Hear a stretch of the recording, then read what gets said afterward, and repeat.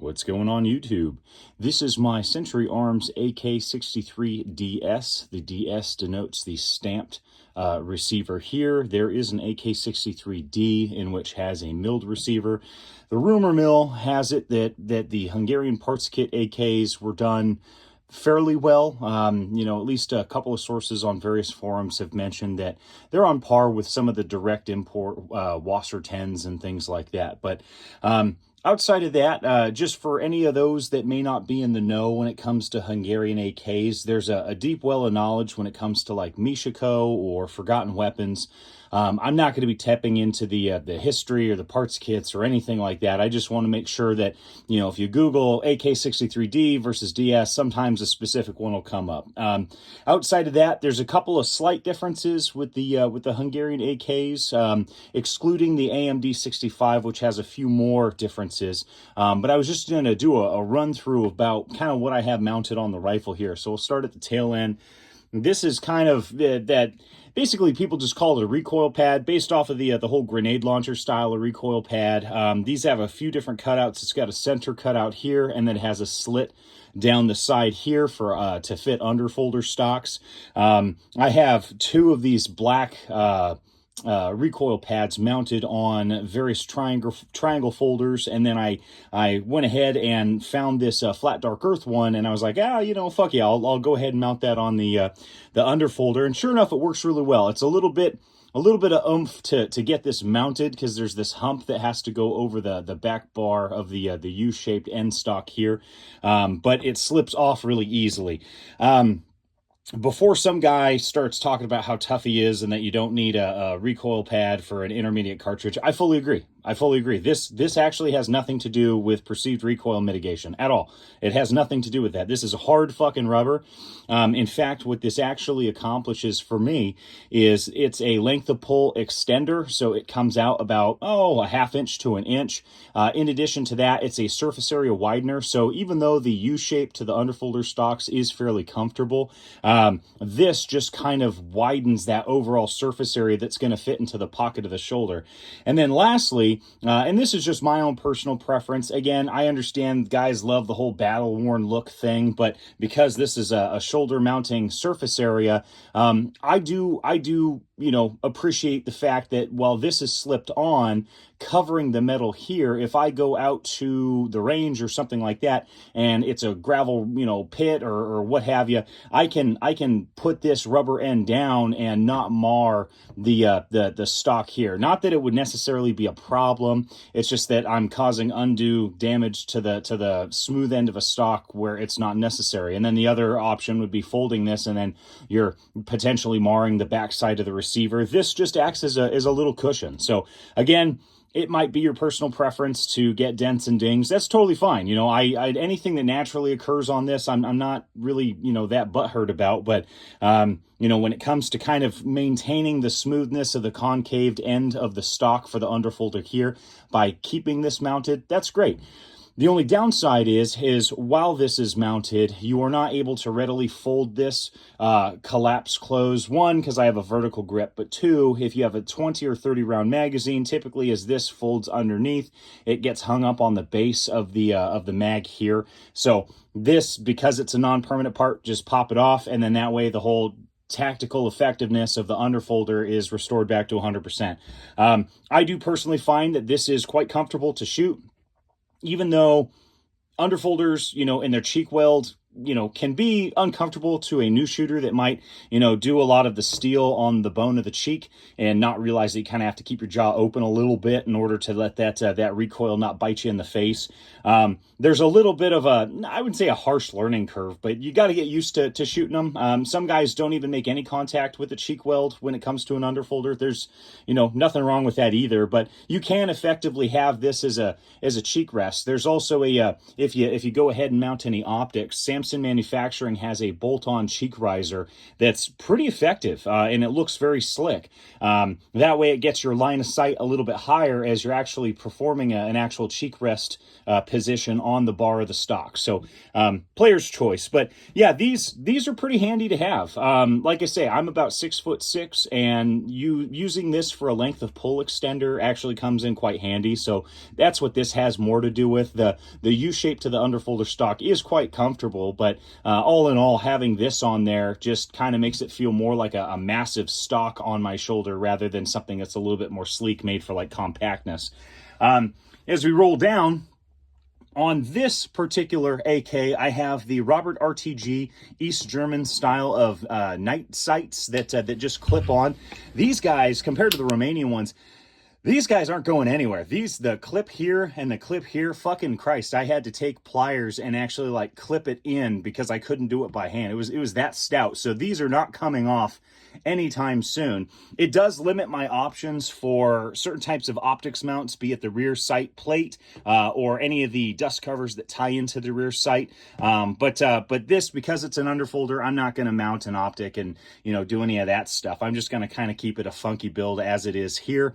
When I initially got my Hungarian AK here, I had the original, so this is the original upper handguard, I had a lower wood handguard, and then I had a wood pistol grip.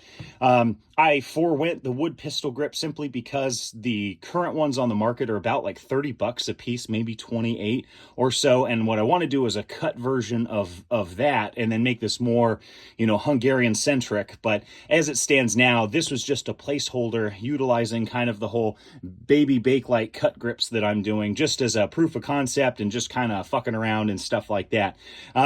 The Hungarian AKs differ a little bit.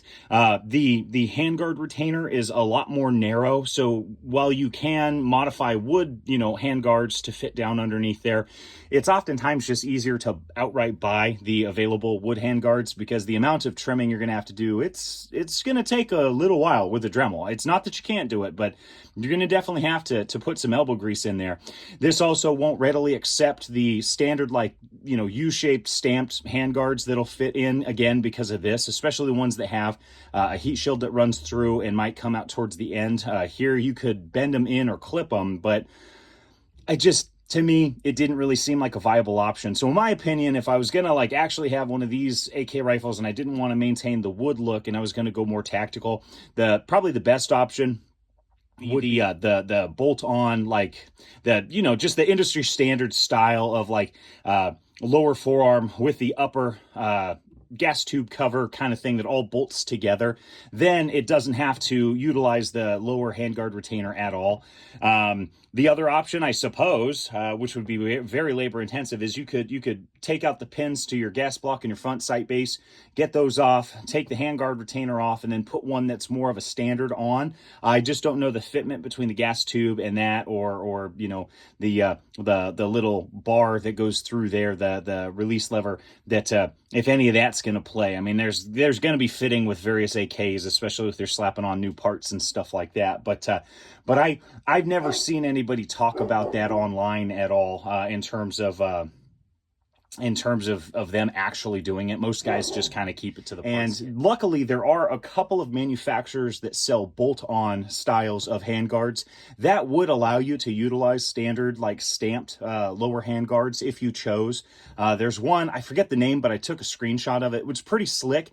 It's just that in my opinion, I think that they'd be better off having a roll pin that goes over the top through the cut in the barrel, and then have your two bolts, that kind of come up through here.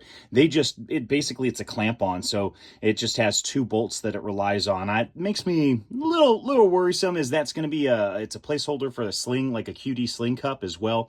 Then I guess you could possibly use the Saiga versions that bolt on around the barrel, but I don't know the diameter differences with that particular product and what it plays well with. But that could be a potential option if you really wanted to make this look like something else. But like I say, the wood stock or the wood forearms are going to be probably the easiest to just drop in. The next solution would possibly be going with the Hungarian AMD 65 style of sheet metal lower forearm.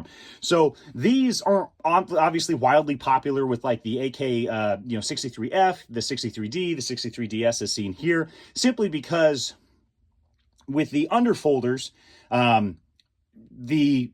the vertical grips don't play very well. So it's not it's not the wisest thing. And these lower handguards have a little cutout that, while you could mount this and just go raw, I tried it. There's also this little node that's down there for a reinforcement and kind of like steadying of the grip.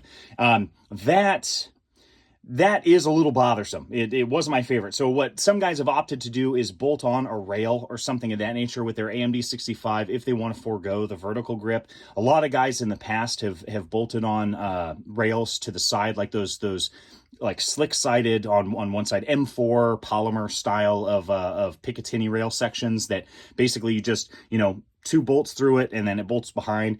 I know these venting slots look kind of like M-LOK. Kind of. If you were to take a Dremel and open them up, you could 100% probably utilize a lot of M-LOK gear that could fit in there.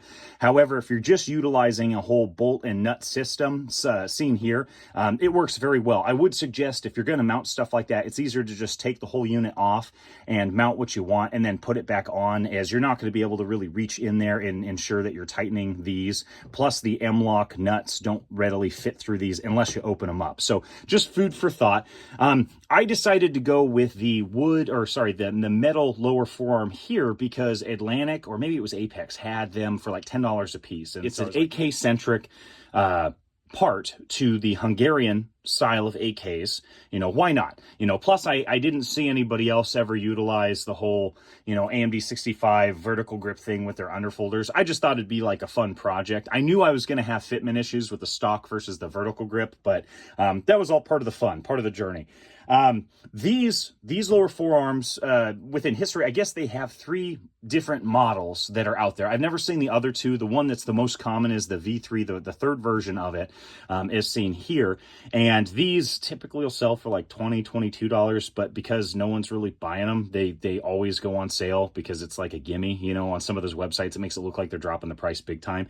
And they're not very expensive products. They just kind of double the price on websites until they run sales. So I bought a couple of them to kind of tinker with and modify and stuff like that. This is more of a in the raw, like I didn't do any kind of extreme tinkering here. All I basically did was get these wood panels, the whole wood M-LOK covers from Kyber Customs.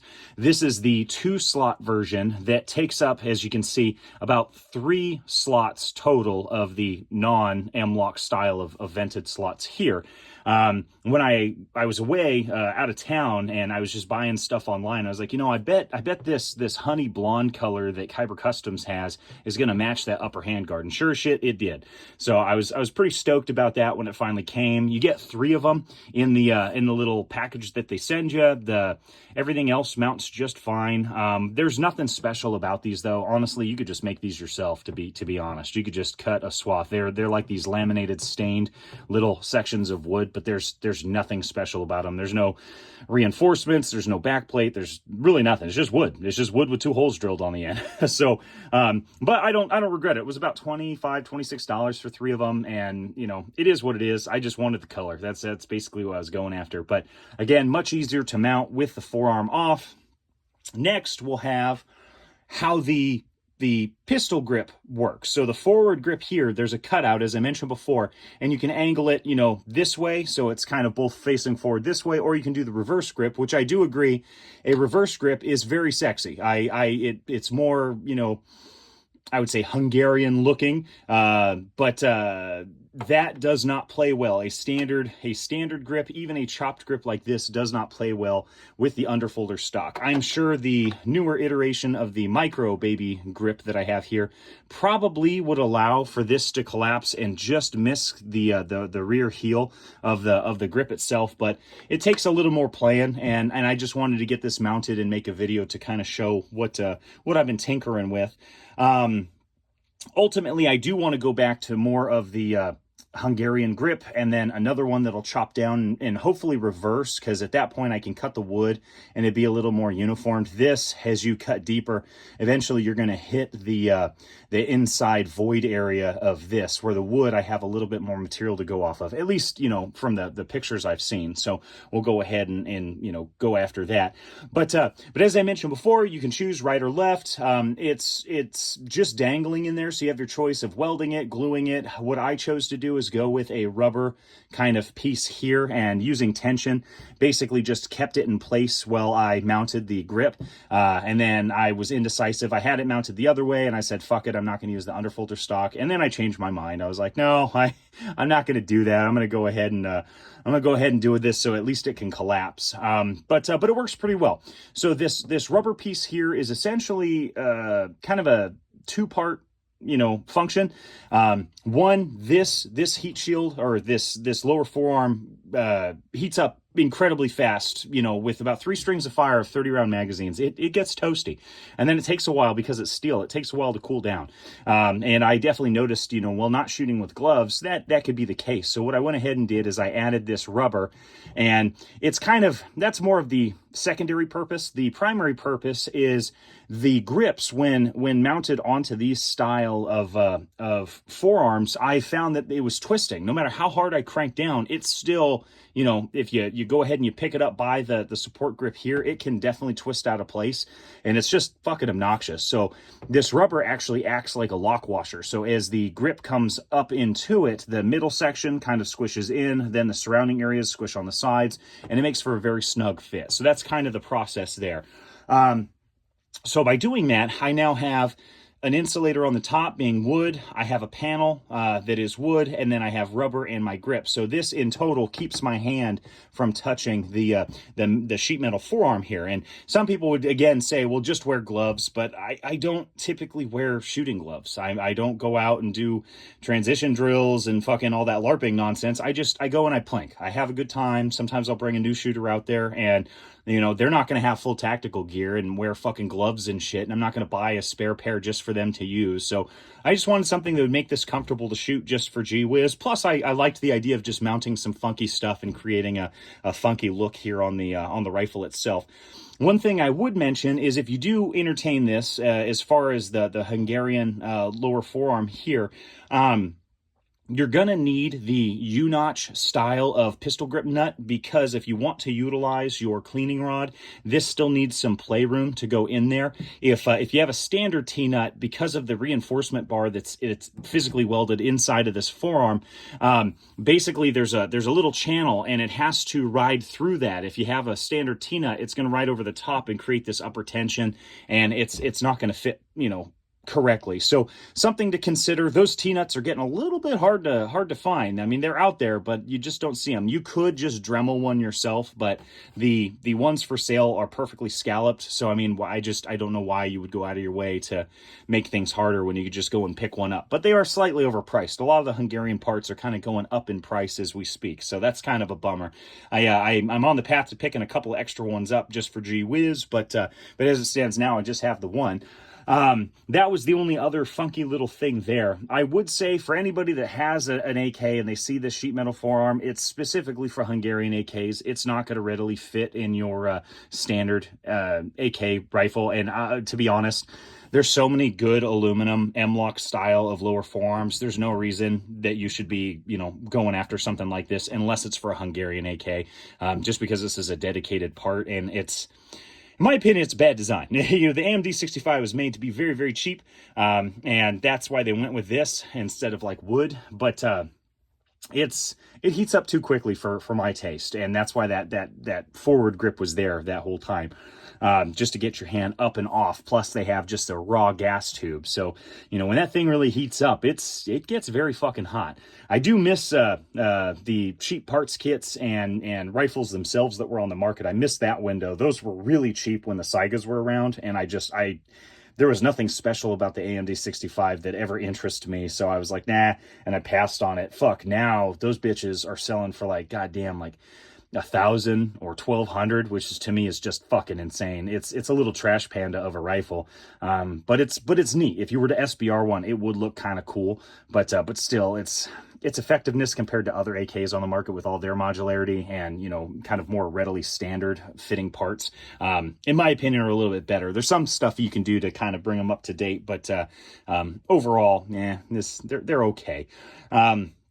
But yeah, that kind of wraps it up for the rifle itself. There's nothing special about it. This is on par with I would say the Wasser 10s in terms of like how it personally to me feels. It feels kind of like a little bit lighter weight, park finish, you know, just tinny, I guess is the you know, I would say word I would associate with these style of rifles compared to like maybe Saigas or something else like Zastavas that just feel hardier. It's a personal feel, a personal preference, but still good rifles. They'll function like nobody's business, and the core parts of these are fantastic. Really, what you'd have to look for is like the rivets and stuff like that, and then, you know, if they didn't seat things correctly. But overall, really fun rifle. I wanted to make note that when you add a standard AKM grip, you're going to have this little recessed area, and this is what butts up against your trigger guard.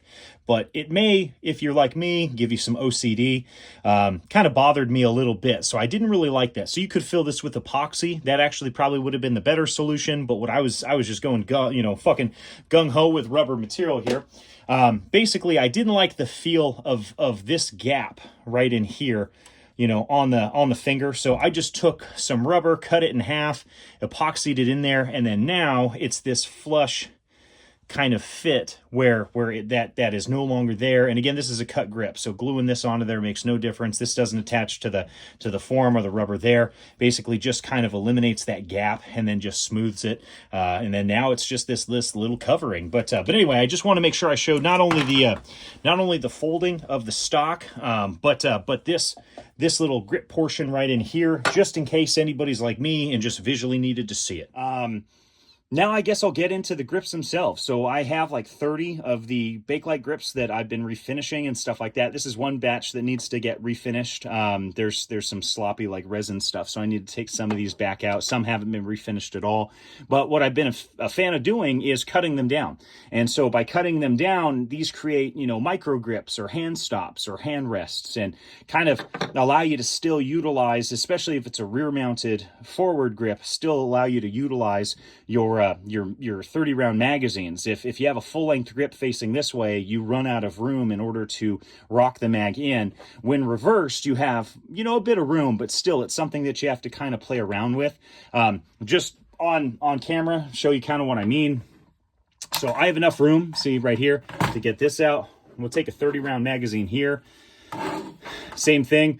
You know, this front lug right here needs to get into the receiver and then lock in just like that. So there's more than enough room as you insert and eject. And then just in case anybody wanted to see, you know, something a little more sleek like that, you know, they fit in just fine. They fit in just fine.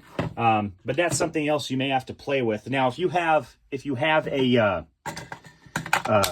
vertical grip on, let's say, an M-lock form, you can run it out further. Really, the reason this had to be very specific is the grip needed to be a certain length because of its fixed distance, you know, going this way because of the underfolder stock. If this was a fixed stock, I could run this basically wherever I want. All I have to focus on is just have it far enough away to still actuate the magazines. That's it. But with these guys, yeah, I've had a few different iterations. I'm currently working on the actual pistol grip screws that come with there, the fasteners that they have, the bolts, I guess. They don't, because of the smaller head to those. There's nothing I found currently on the market, at least that I can find online. So I've opted to open up the butt end or the heel or boot of the grips right here in order to allow for a countersink bolt, the M6 style or 6mm style of bolts that fit in there. I feel like the flat top countersunk versions fit in very well, and then from there you just choose your appropriate length and the appropriate screw and then go from there. While you could, you know, rethread those standard AK grip screws, it takes a little bit of doing. You're going to need, you know, let's see if I got one here. You're going to need something like that to go ahead and run it down. Some oil, you're gonna have to fix it in there and then do it by hand, unless you got a lathe or something, but I'm doing everything by hand. So I have about 30 of those grip screws that I'm working on, and then I'm gonna cut down, and then that way I don't have to open these grips up as much. It's not that it's unsightly, it's still very structurally sound by opening them up, but some guys may want to prefer something a little more standard like this, and I just think it would be cool to have the custom sized grip screws from there. And then that way, if you wanted to run a tiny little grip on the back side of like a Micro Draco, like that Zeppelin airship suggested, you could definitely do that. That would be pretty sick, because then it's like a true micro AK. But I feel like these micro forward grips are pretty neat as well. So I think I would like to go ahead and try and maintain at least a standard AK grip screw. However, in a pinch, utilizing the opening it up and countersinking everything, it made it a lot easier to get these mounted and just test them. One of my first iterations was this guy right here, and I went with a standard like bolt head type, where I could use a little metric Allen wrench to crank that sucker down, and you can see the cut line that I put there. I've been playing with different epoxies as well as color fills and stuff like that, but overall works pretty well. This is my 7.62x39 AR build, and it mounted perfectly. It's just that little metal piece, sticking out bothered the shit out of me. So the countersinking is what I currently am going with, because the amount of room you have to hog out inside of one of these grips to get the bolt to go through, you start to run into that little area there, and if you go too deep, I mean that's all the meat you have on this grip. So you don't want to take away too much material. So that's kind of why the countersinking was the way that I went with that whole design. But overall, pretty fun. I should have, like I say, I got about 30 of these grips, and I got about 30 of those little grip screws that I'm working on and cutting down and stuff like that. So here in the future, when I got enough time, I'll crank them out. Really, there's nothing I'm doing that's special.